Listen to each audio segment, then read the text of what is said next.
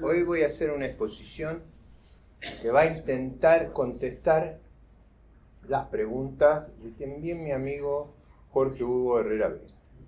¿Cómo nos hemos metido en este lío enorme en el que estamos? Y cómo se sale de este lío. Y ahí voy a hacer dos consideraciones. Una muy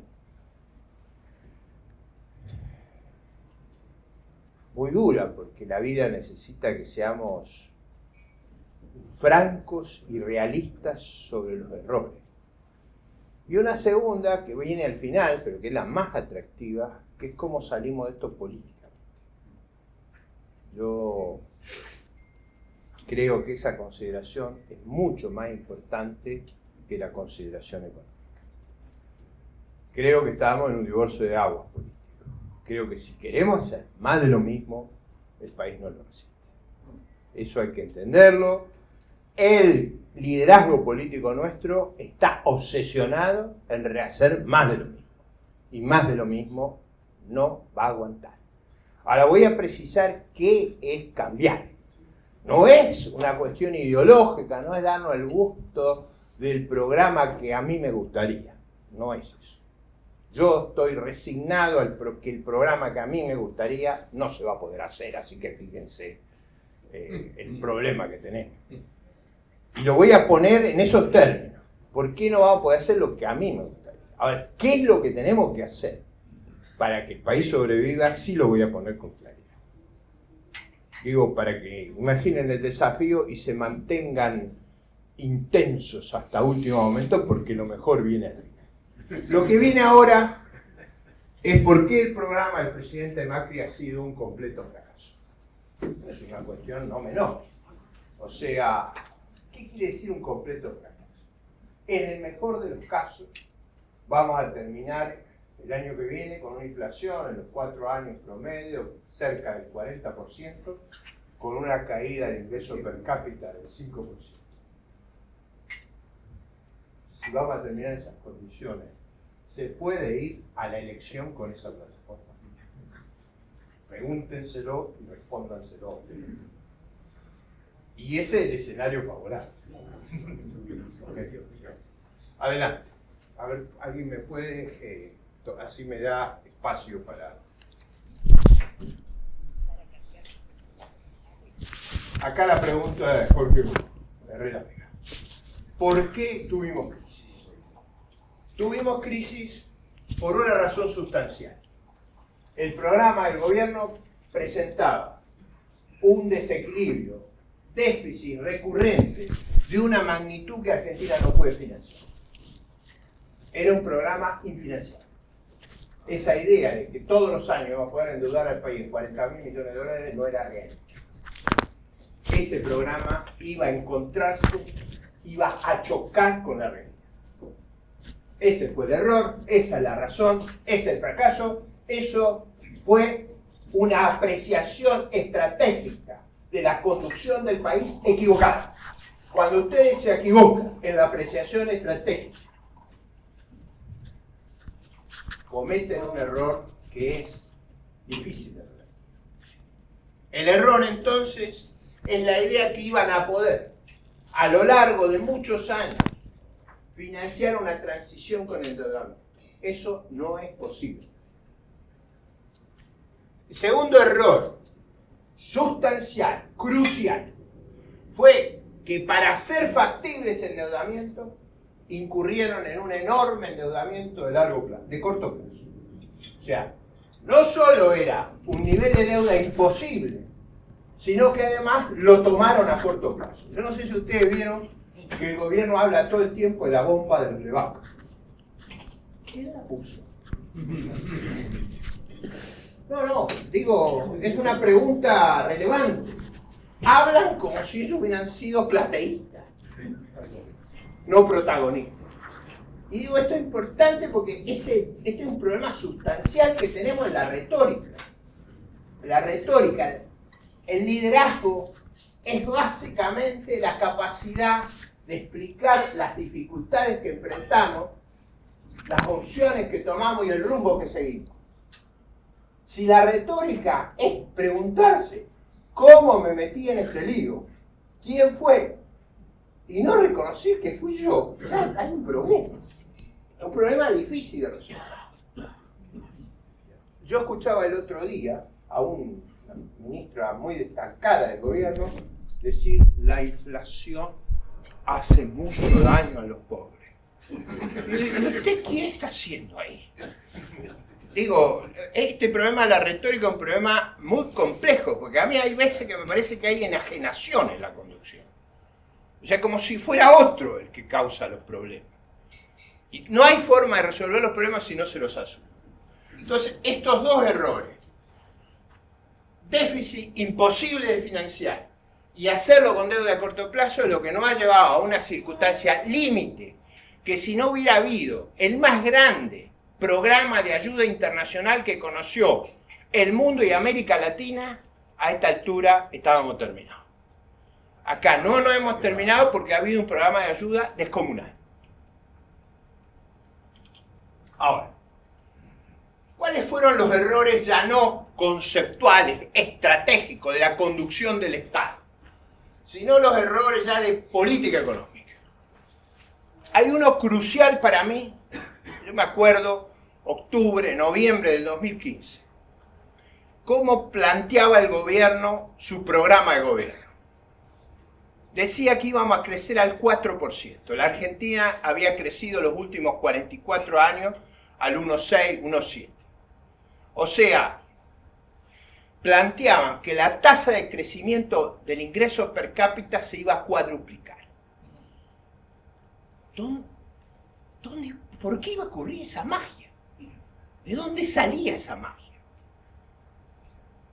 Esa magia era la que hacía viable el endeudamiento. O sea, ocurría un hecho mágico. La tasa de crecimiento se cuadruplica, entonces yo puedo financiar cualquier desequilibrio. Ahora esa idea de que llegamos al gobierno y nos ocurren hechos mágicos, alquimias. ¿Se acuerdan cómo era el cuento? La inflación va a bajar rápidamente, nos vamos a llenar de inversiones y vamos a crecer a una tasa extraordinaria. ¿Por qué razón? ¿De dónde salía eso? ¿Cuáles eran las circunstancias, los hechos objetivos que producían eso? No lo había. Esa sobreestimación del crecimiento es muy significativa para los problemas que vienen a futuro. Yo creo que la Argentina no puede crecer mucho con la actual organización económica que tiene. Va a estar sometida a unas exigencias de austeridad extraordinaria en los próximos 10 años. Con esas reglas, sin cambiar la forma que nos organizamos, es imposible que nuestra tasa de crecimiento exceda al 2%. Entonces, tenemos que plantearnos otra forma de pensar el problema. ¿Cuál fue el elemento catalítico que produjo la crisis? ¿Cómo descubrimos que el rey estaba desnudo? ¿Se acuerdan del cuento de Andersen? El rey estaba desnudo pero no lo veíamos, hasta que alguien gritó, ¡está desnudo! Y ahí empezó el pánico. Yo creo el hecho que llamó la atención fue el episodio del 28 de diciembre. 28 de diciembre fue una conferencia letal. Letal. ¿Por qué fue letal? Porque reveló con claridad la incomprensión de los problemas que teníamos por la alta conducción del Estado. En primer término, estábamos con una inflación enorme, con una inflación desbordada, y desde la alta conducción del Estado se forzaba al Banco Central a flexibilizar la política monetaria. Y lo que es más grave, el presidente del Banco Central aceptaba recibir instrucciones del Poder Ejecutivo. A partir de ahí, estaba terminado. Ustedes se acuerdan cuando el presidente Clinton, para poder dialogar con Alan Greenspan, lo sentaba al lado de Hillary en los discursos de State of the Union. ¿Se acuerdan? Era muy gráfica. Alan Greenspan no jamás iba a las reuniones con el Poder Ejecutivo.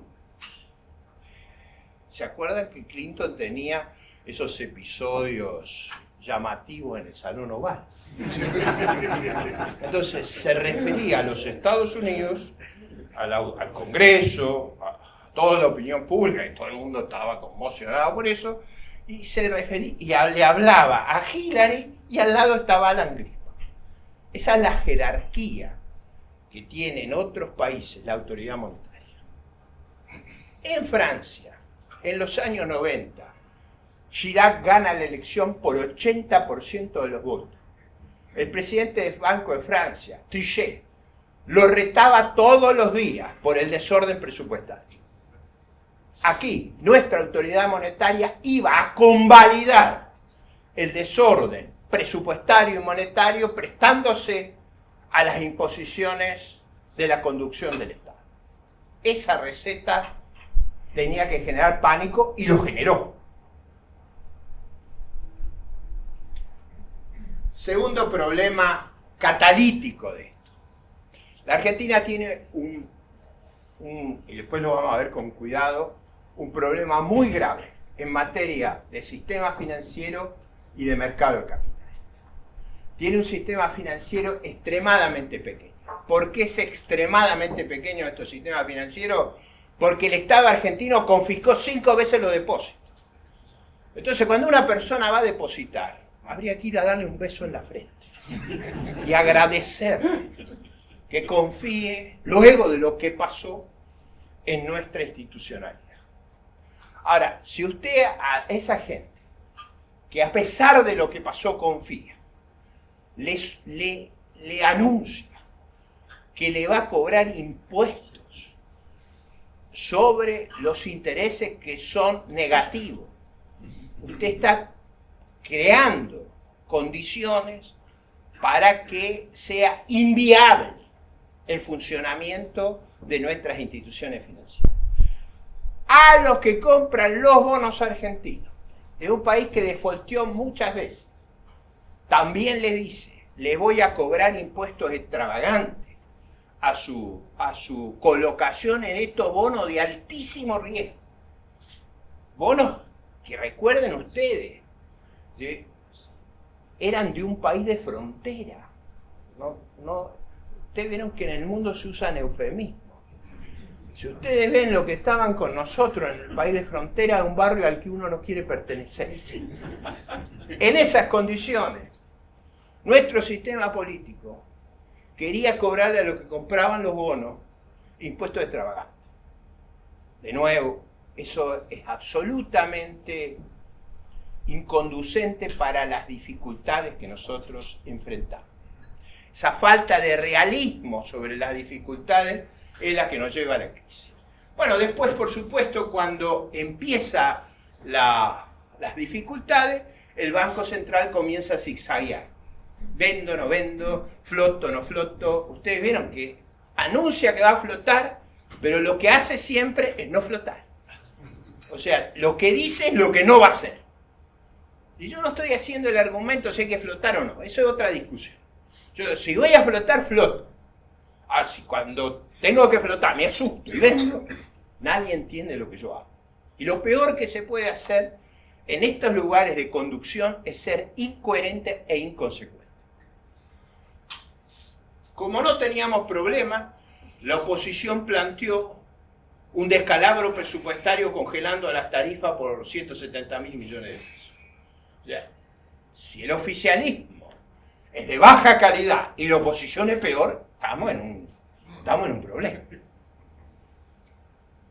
Sin duda hubo factores exógenos, los 10.000 millones de la pérdida de las cosechas nos ha afectado porque nosotros dependemos inmensamente de nuestros recursos naturales. Tenemos una economía muy vulnerable, que depende mucho de los recursos naturales, una economía muy primitiva. Si el clima es desfavorable, la pasamos muy mal. Hemos todavía sido incapaces de construir una economía que dependa menos de los recursos naturales.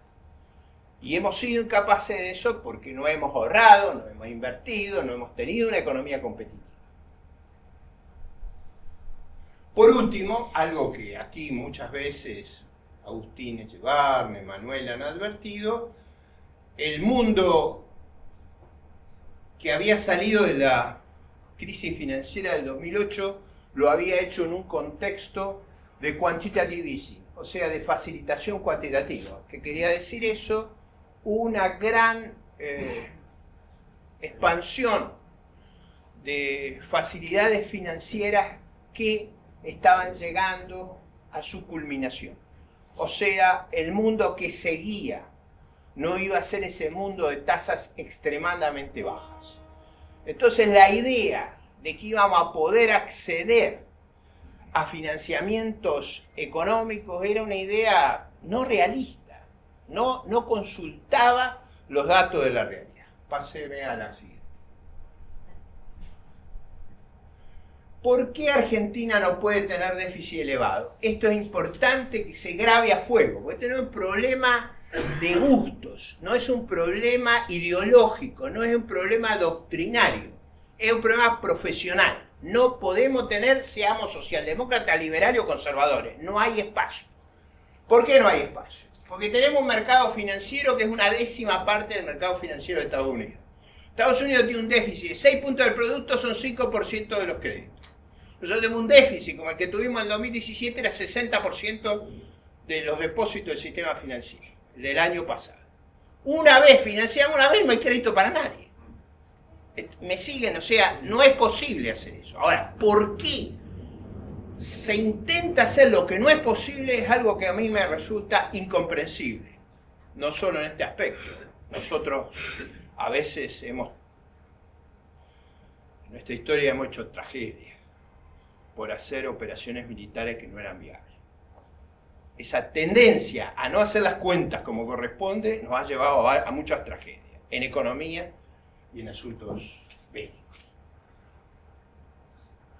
Nuestro mercado de capitales es de muy bajo calado. ¿Por qué Uruguay puede tener letras del Banco Central que son 3-4 veces las que tiene Argentina? En tamaño del PBI. ¿Por qué Chile lo puede hacer? ¿Por qué Perú lo puede hacer? ¿Por qué lo puede hacer Colombia? ¿Por qué lo puede hacer México? Porque ellos tienen fondos de pensión. Ellos tienen fondos de pensión, como teníamos nosotros y como los destruyó Cristina. Así lo destruyó, no están más. Entonces, esos fondos de pensión que servían y que creaban las condiciones para recolocar deuda, como colocan los otros países, nosotros no los tenemos porque los destruimos. Confiscamos a los que creyeron, una vez más los volvimos a robar. Más aún, yo conozco un montón de gente que depositó no solo lo que era obligatorio por el régimen, sino aportes voluntarios. Y hace 10 años que no se lo devuelven, con juicio ganado en la corte. Ahora, en ese contexto, es difícil pensar que podemos tener dónde colocar deuda pública en volúmenes considerables. Por último, para poder tener déficit, a ver, cuando Keynes pensó en políticas contracíclicas o deficitarias, lo hacía en países en los que sobra el ahorro, como Japón. O sea, ustedes en Japón, ¿qué observan? Los japoneses están obsesionados, ustedes siguen la literatura, los diarios japoneses, están obsesionados con el problema de vivir hasta 100 años. Entonces, el japonés medio está desesperado para tener ahorros, porque su expectativa de vida es 100 años. Entonces, si usted está obsesionado, lo que en Japón se ve es que sobra ahorro por todos lados. Nosotros no tenemos ese problema, nunca lo hemos tenido. Acá nadie está pensando en los 100 años, acá todo el mundo, el argentino medio piensa que mañana chocan los planetas. Entonces, acá si hay un peso disponible, lo gastan. Y nuestros economistas, si lo mandamos para allá, se acabó el problema del ahorro japonés. O sea, partamos de esa base. Entonces, el caso de hacer déficit no existe en la Argentina. Nunca va a poder ser relevante. Argentina el año pasado invirtió 17 puntos del producto. 12 fueron depreciación. Invirtió 5 netos, los 5 que invirtió los pidió prestados. no ahorramos nada. O sea, una sociedad que no ahorra, no piensa en el mañana. Y tiene un sector público que es más miope que el sector privado. En esas condiciones no hay viabilidad macroeconómica para hacer las políticas deficitarias que se han intentado. Adelante. Vamos a otro error estratégico de la conducción del Estado. Estos errores son importantes entenderlos. ¿Qué decía el gobierno? Decía, tenemos un nivel de deuda baja. ¿Se acuerdan? El argumento, que teníamos un nivel de deuda baja. Yo lo he escuchado hasta el hartazgo. Pero eso es una mala lectura, una métrica equivocada. ¿Cómo hacemos los economistas para juzgar si una cosa es alta o baja? Usamos el dual. ¿Cuál es el dual de las cantidades? El precio. Si el spread, el riesgo país es alto, es que usted tiene exceso de deuda. Si hay poca deuda, el riesgo país tiene que ser muy bajo. ¿Me siguen? O sea, si hay alto spread, es que hay demasiada deuda. Entonces, había una lectura conceptual equivocada. O sea, en la alta conducción del Estado estaba equivocada sobre lo que era viable, porque leía mal los datos del problema. Dado que yo he sido ministro de Defensa, voy a usar un ejemplo militar que se ve más fácil. El combate decisivo en la Segunda Guerra Mundial es la batalla de Midway. La batalla de Midway, los almirantes Halsey y Nimitz conducían los 3 portaaviones americanos. El almirante Naguno conducía los 5 portaaviones japoneses. Salieron los aviones de ambas task force. Los aviones americanos encontraron los portaaviones japoneses y hundieron los 5 portaaviones. Los aviones japoneses no encontraron los portaaviones americanos. La historia se resolvió básicamente la guerra del Pacífico en ese combate. Entonces, errar al objetivo, no encontrar los portaaviones adversarios, es lo mismo que leer mal el nivel de deuda que tenemos. Es crucial ese error. Ahora, viene el próximo paso en el razonamiento. Yo no puedo tener esos déficits, no lo puedo financiar, no tengo espacio, tengo muy cara la deuda. ¿Qué pasa si no los puedo bajar? Bueno, si no los puedo bajar, los monetizo. Si los monetizo me pasa lo que le pasaba al presidente Alfonsín. Porque nosotros tenemos una cantidad de dinero pequeña, si lo queremos financiar emitiendo dinero, nos vamos a 3 dígitos de inflación. ¿Qué fue lo que pasó en la década del 80? O sea, no quiero arreglar los déficits, no puedo colocar deuda, emito, bueno, nos vamos a 3 dígitos de inflación. Eso es la alternativa. Ahora vamos un problema un poquito más complicado. Nuestra economía, mal organizada por su cerrazón, por su corporativismo, es una economía que tiene muy poca ductilidad. En términos económicos, su curva de transformación es casi rectangular. ¿Qué quiero decir con esto? Cuando nuestra economía trae capital de afuera, se produce una tremenda apreciación. ¿Ustedes se acuerdan lo que pasó en el 2016 y 2017? Los argentinos parecían riquísimos en dólares. Digo, riquísimos. Es decir, una euforia artificial. ¿Por qué? Porque si entran dólares en una economía tan cerrada, la única manera que se van los dólares es con una apreciación brutal. Esa apreciación brutal, ¿dónde la ven con claridad? Yo lo he estado repitiendo en los programas de televisión y se lo voy a decir. A Rusia, en el Mundial fueron 61.000 argentinos. La economía americana es 50 veces la Argentina, fueron 90.000 americanos. Tendría que haber ido 3 millones. Todo el mundo me dice, no, pero al americano no le gusta el fútbol. Bueno, 2 millones.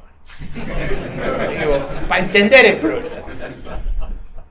Me decía un funcionario ruso de la embajada, nunca San Petersburgo vio las manifestaciones como la de la hinchada argentina. ¿Ustedes se imaginan 60.000 por las calles? No hubo nunca eso. era incomprensible para ellos lo que cantaban. El funcionario ruso me decía, no se entendía ese fervor, porque iban con un grito, con una contundencia, con un clamor. No gritaban por Argentina, gritaban que baje el dólar. Digo, que tenemos que entender el grado delirante al que habíamos llegado.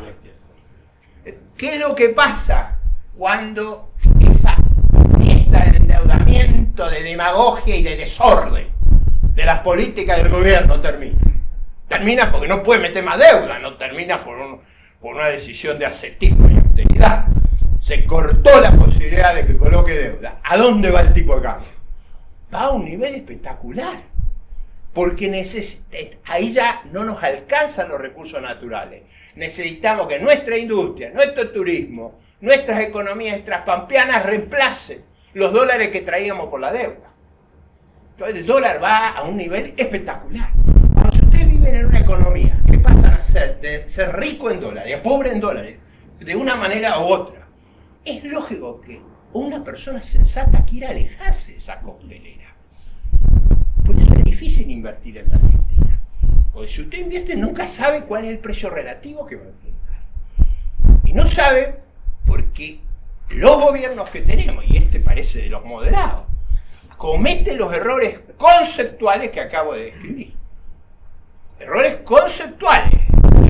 Acuérdense de los almirantes Halsey y Nimitz y del almirante Nabuno. Cuando digo que se equivocaron en eso, no estoy diciendo se equivocaron en algo que no hay dos oportunidades. La siguiente.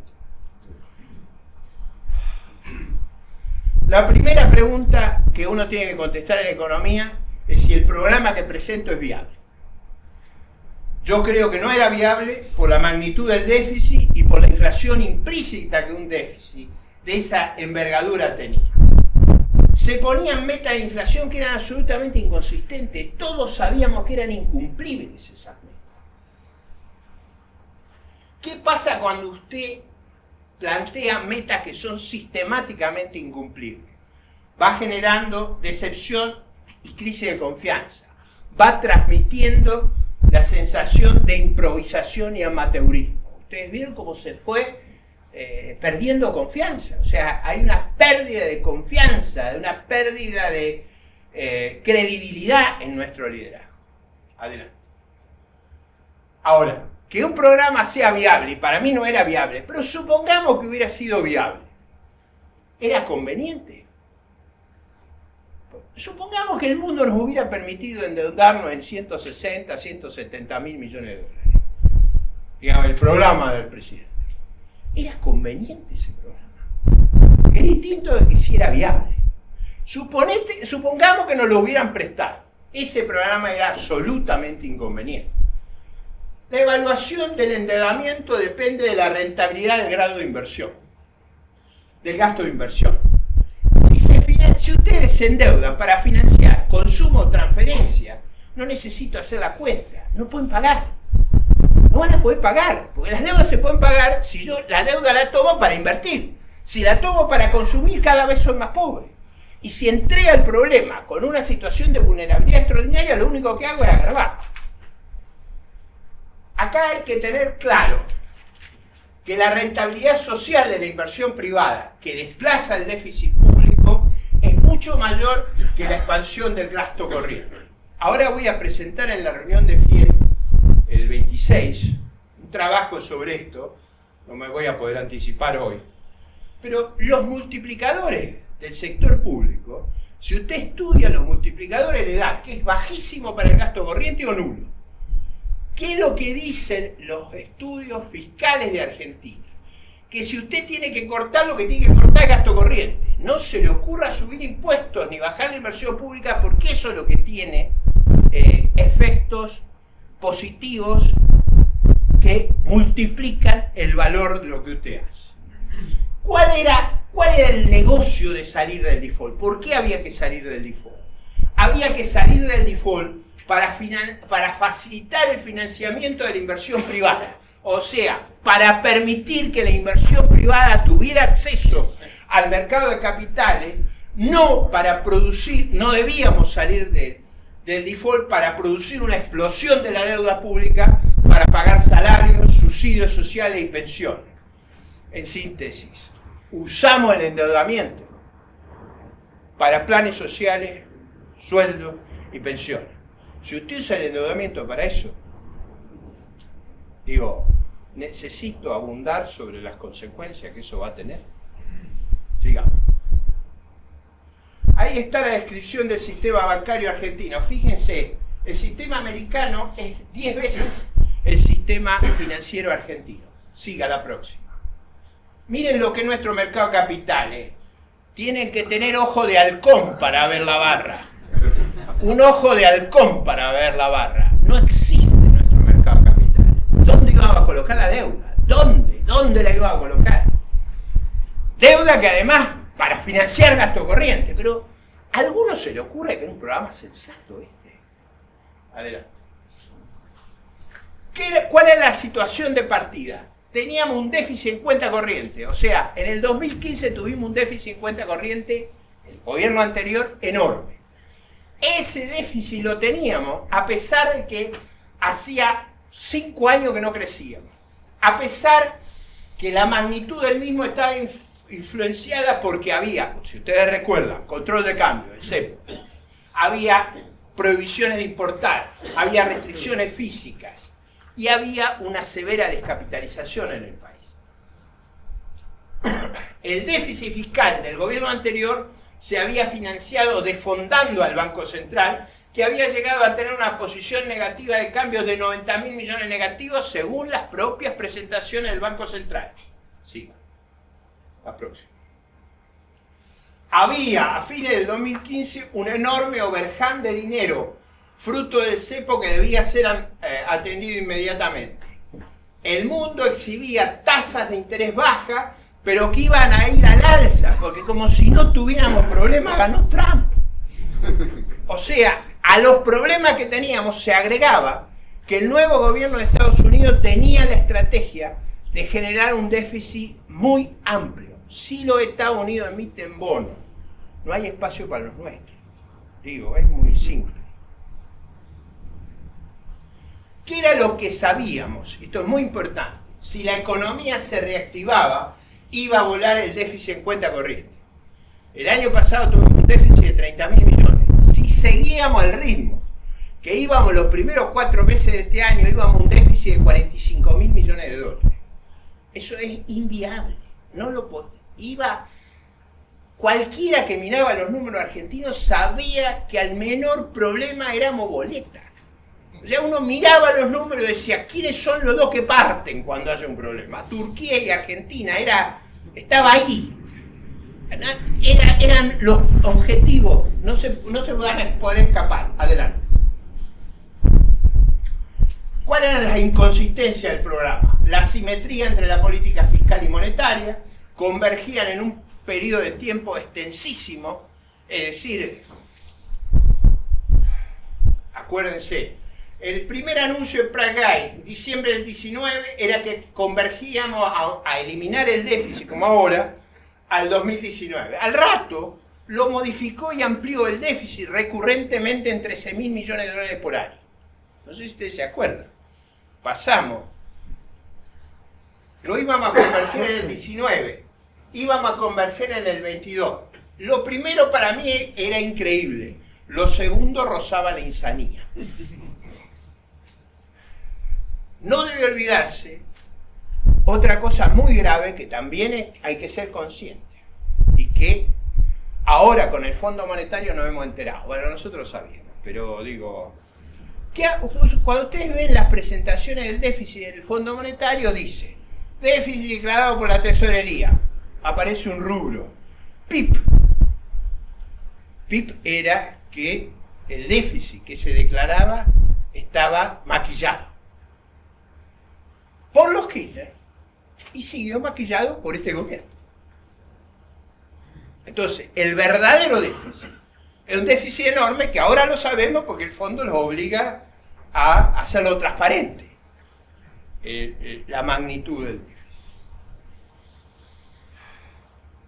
Las metas de inflación, bueno, no me hagan contar eso porque eso era todo sin ninguna viabilidad. Sigamos el próximo. La fragilidad de este marco normativo fue ostensible desde el comienzo. La dominancia fiscal, la endogeneidad de la deuda del Banco Central, la deuda, las famosas LEVAC que crecían fuera de control. El modelo subyacente, a mí me llamaba la atención que nadie se diera cuenta que no podía funcionar eso. Los agregados monetarios el año pasado crecían al 35% y apuntaban a una inflación de 15%. ¿A algunos se les puede ocurrir que eso es posible? Si usted emite al 35%, puede haber inflaciones de 15%. El último punto, y este es el más relevante de todo. En teoría económica se sabe que si usted tiene un tipo de cambio flotante y hace una política fiscal deficitaria, lo que va a causar es un inmenso déficit en cuenta corriente. Eso es lo que dice la teoría económica, el manual, el protocolo. Imagínense que a usted lo va a operar y el médico dice, yo uso un protocolo que no se usa en ningún lugar del mundo, yo me bajo de la camilla. Acá hay que seguir el protocolo que se usa en otros lados. El mismo protocolo, los mismos protocolos que hay para medicina, hay para economía, ¿no? ¿Por qué a los demás países no le pasa lo de nosotros? Y ustedes vieron la explicación esotérica que tenemos en Argentina. La explicación esotérica es que tenemos una tormenta. No sé si recuerdan la explicación. ¿Se acuerdan la Pantera Rosa cuando tenía la tormenta que le llovía el paraguas del sol? No hay tormenta. Los demás países no tienen tormenta. Todos los que nos rodean no tienen tormenta. No hay tormenta. Hay una crisis generada por las malas políticas llevadas adelante por el gobierno. Y esas malas políticas es las que nos han llevado a esta situación de angustia y zozobra. Sí. Con eso llegamos a abril. En abril íbamos a un desastre. Y acá reaccionó bien el gobierno. Fue a buscar la ayuda internacional. Después de haber dicho que jamás lo haría, fue a buscar la ayuda internacional y afortunadamente hemos recibido un plan de cooperación internacional de una envergadura extraordinaria. Extraordinaria. Ese programa es más consistente que el anterior. O sea, es un programa donde ya las metas fiscales empiezan a lucir más sensatas. Estoy refiriéndome al programa de junio, que fracasó, pero era mucho más razonable que el programa que traíamos. ¿Cuál era la principal vulnerabilidad del programa de junio que el gobierno argentino, con apoyo de los organismos multilaterales, llevó adelante? Es que suponía una capacidad de endeudamiento discutible. Una vez que, como en el cuento de Andersen, los de afuera y los de adentro vieron que el rey estaba desnudo, no había Cristo que le prestara al gobierno. Entonces, la idea de que íbamos a poder volver a endeudar no era una idea realista. Entonces, ese programa de características precautorias, el stand-by, ¿qué quiere decir eso? Estoy detrás tuyo. En inglés quiere decir, estoy detrás tuyo.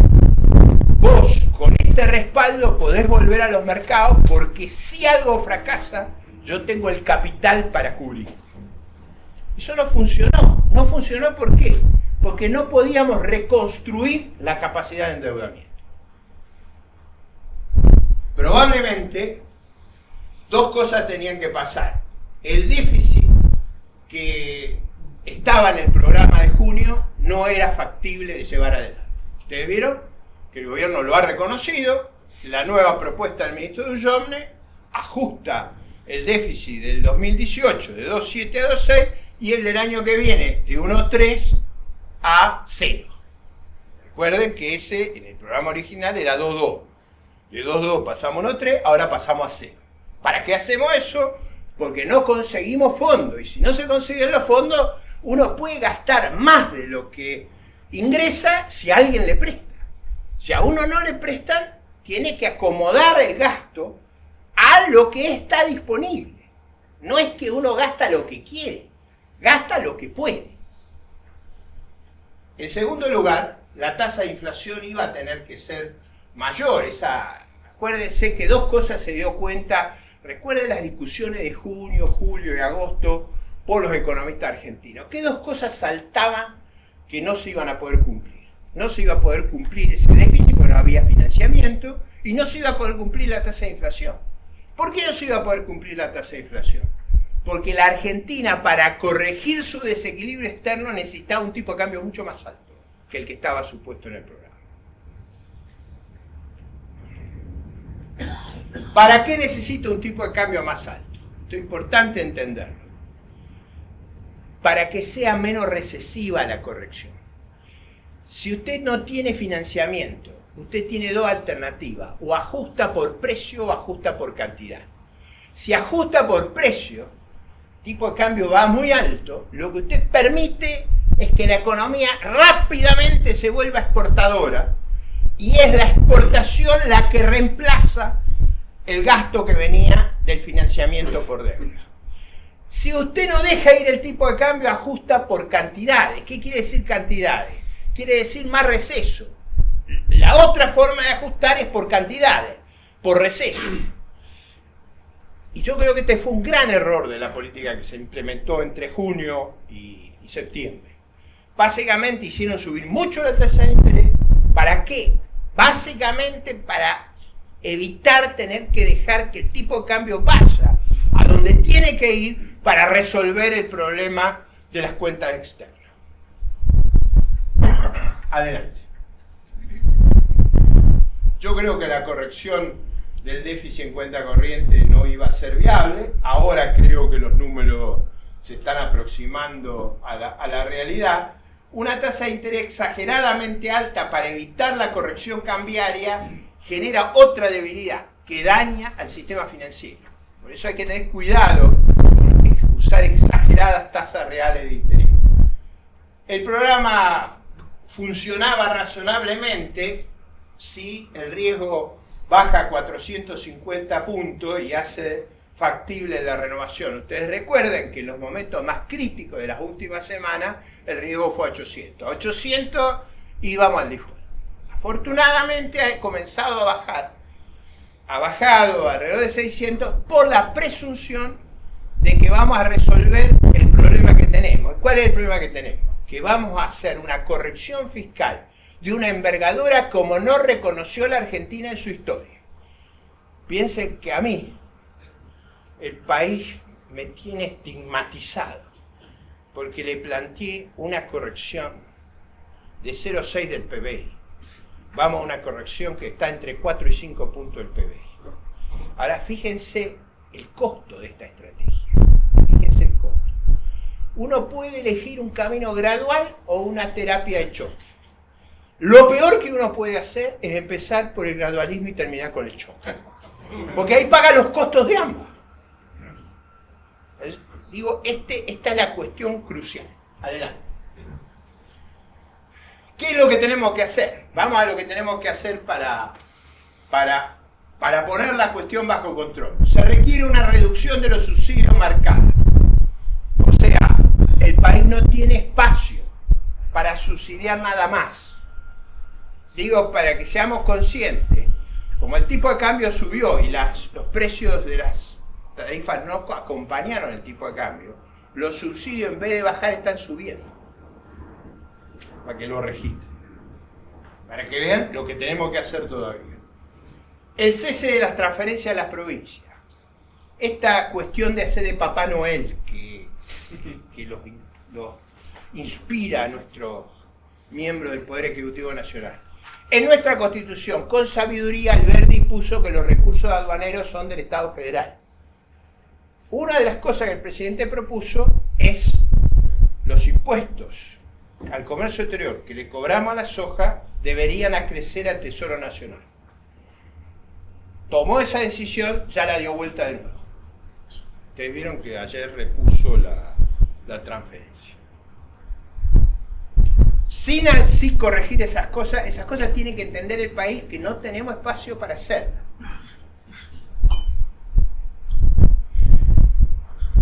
Esto es más jorobado y más duro de decir. El ajuste está pivoteado sobre una alta tasa de inflación. El mecanismo esencial de ajuste que tiene este programa es una alta tasa de inflación. Este año va a terminar en 45 y el año que viene yo calculo más o menos igual. Porque si la tasa de inflación baja, el desequilibrio fiscal aumenta. Para poder bajar la tasa de inflación en la Argentina hay que hacer una reforma integral. No se puede bajarla sin una reforma integral, porque si baja la tasa de inflación, el déficit explota. Siga, pasa a la otra. Bueno, como le expliqué, no hay crisis. ¿Cuál es la ventaja de esta circunstancia? ¿Por qué yo soy optimista? Porque yo soy optimista sobre los problemas que tenemos. Primero, no hay crisis en la región.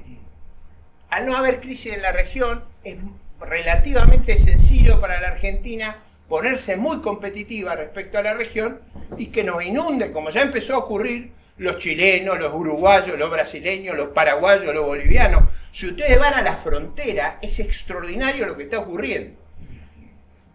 Pasaban 5.000 autos de Posada a Encarnación, ahora están pasando 6.000 de Encarnación a Posada. En Clorinda, ahí en la frontera con Asunción, hay un convoy de Asunción para comprar en los supermercados argentinos de Clorinda. Los uruguayos pasan masivamente. Quisieron pasar entre 25 y 30.000 chilenos el fin de semana. Ustedes vieron que con esa mentalidad que tenemos, los trabamos en la frontera.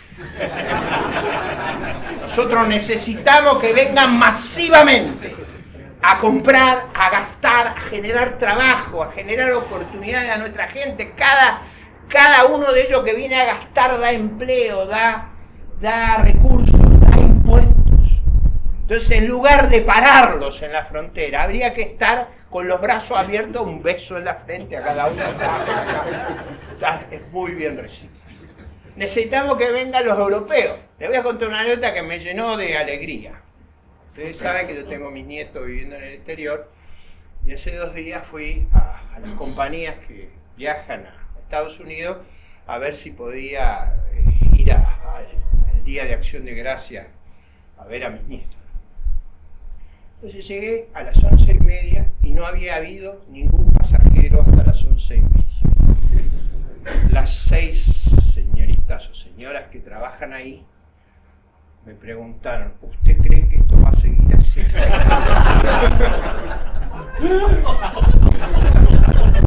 Es así.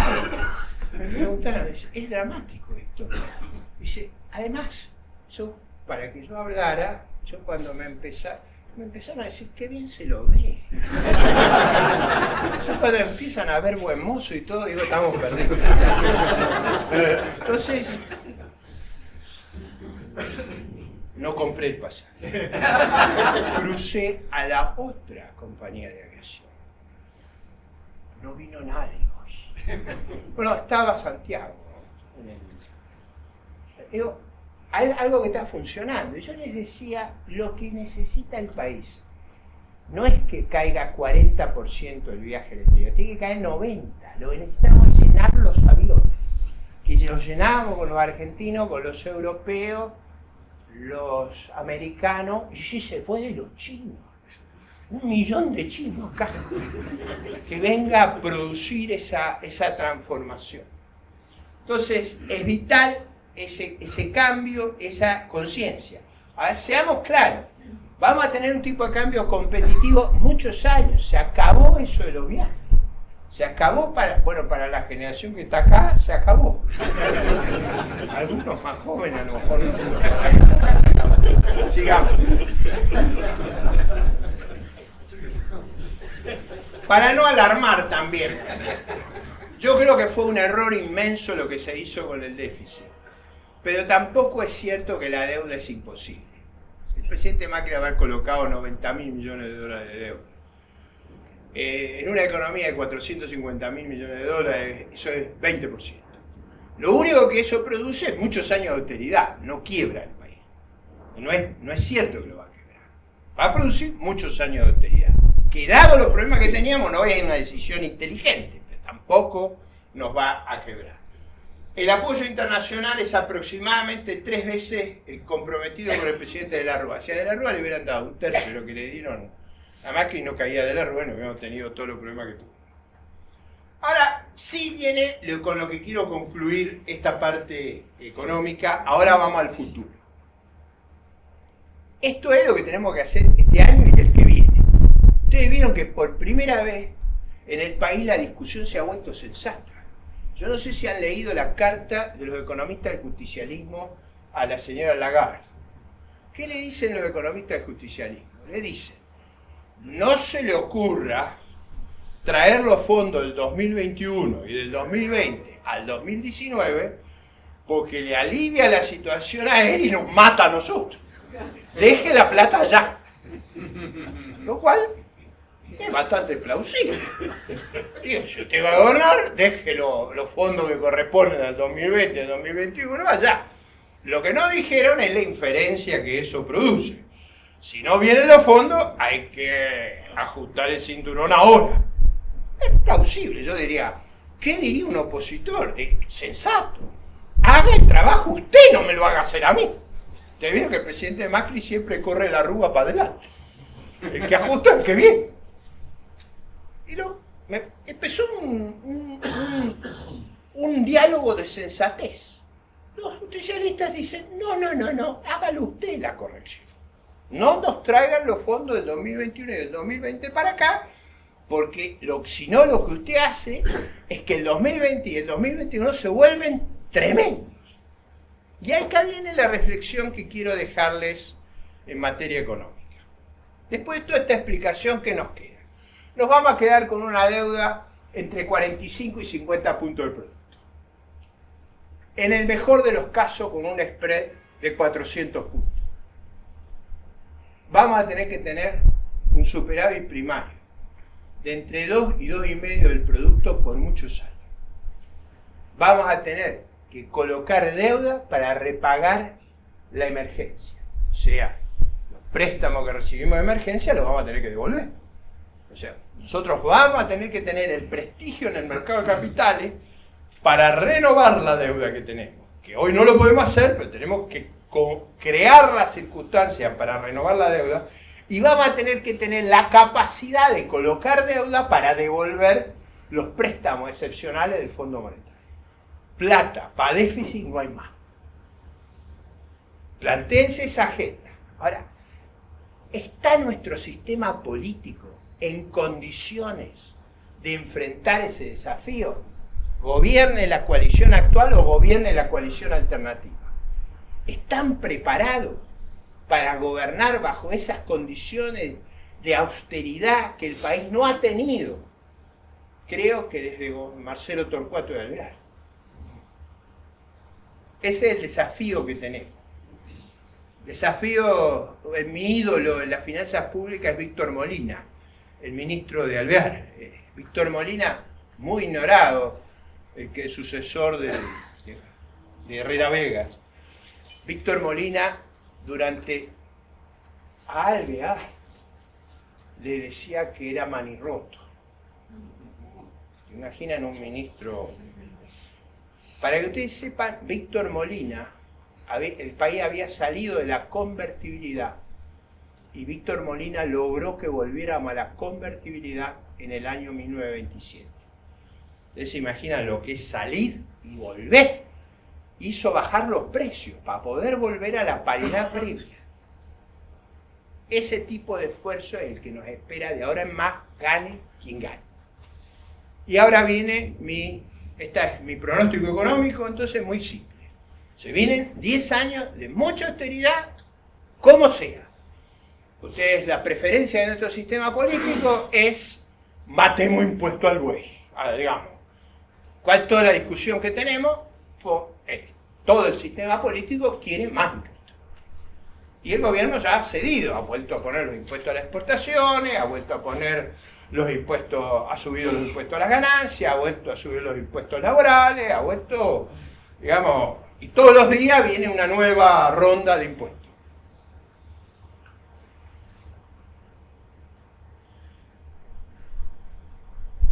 Sometido a esta situación, que vamos a estar los próximos 10 años, lo que yo creo que el país no tolera es un gobierno minoritario.